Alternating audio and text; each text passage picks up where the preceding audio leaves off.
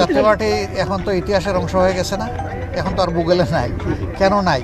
তারা তাদের দায়িত্ব পালনে ব্যর্থ হয়েছিলেন, এই জন্য আজকে নাই। এখন তারা শুধু বুটের জগৎ থেকে যান নাই, জনগণের মন থেকে উঠে গেছেন। দলের সিদ্ধান্ত দল নিবে, দলের সিদ্ধান্ত তো আমি একা বলতে পারবো না।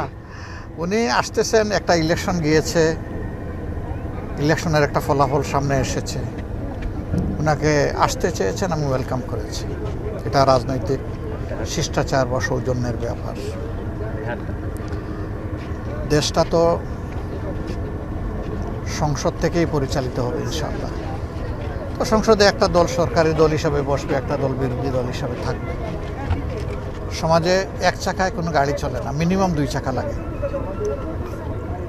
তো সরকারি দল যদি ইতিবাচকভাবে তারা কার্যক্রম করেন, আমাদের সহযোগিতা তারা পাবেন ইনশাআল্লাহ।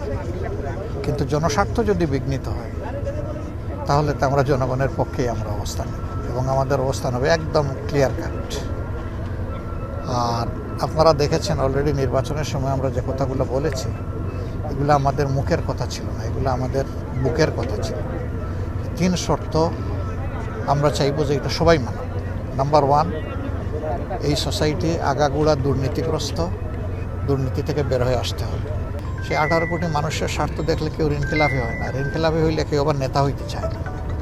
লজ্জিত হচ্ছে যে জনগণের টাকা আমার পকেটে ঢুকে আছে, আমি দিতে পারছি না। তো আমরা স্বাধীন বিচার বিভাগ চাই, এবং কারো উপর সামান্য কোনো অবিচার হলেই আমরা কিন্তু প্রতিবাদ করব। এমনকি সরকারি দলের কারো উপরও যদি আমরা দেখি অবিচার হচ্ছে, তাও প্রতিবাদ করব। অবিচার আমরা মেনে নেব না কোনো অবস্থায়। আর তৃতীয়টা হচ্ছে, সংস্কারের যে প্রস্তাবের উপরে গণভোট হয়েছে, এটা পুরাটাই মানতে হবে। এর কোনো খণ্ডিত অংশ আমরা বাস্তবায়ন দেখতে চাই। কিন্তু তারেক সাহেব আমার সাথে কি আলাপ করবেন, এটা তো উনার মনের ব্যাপার, আমি তো উনার মনের ব্যাপার বলতে পারবো না।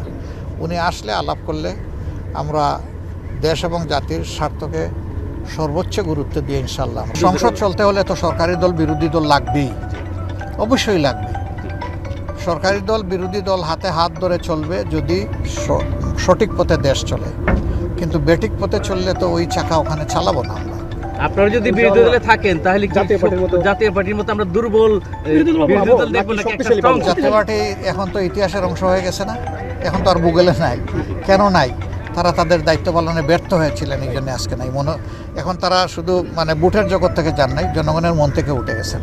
এটা ওই কারণে যে তারা জনস্বার্থ সংরক্ষণ করেননি। জামাত ইসলামী এই ভুল করবে না।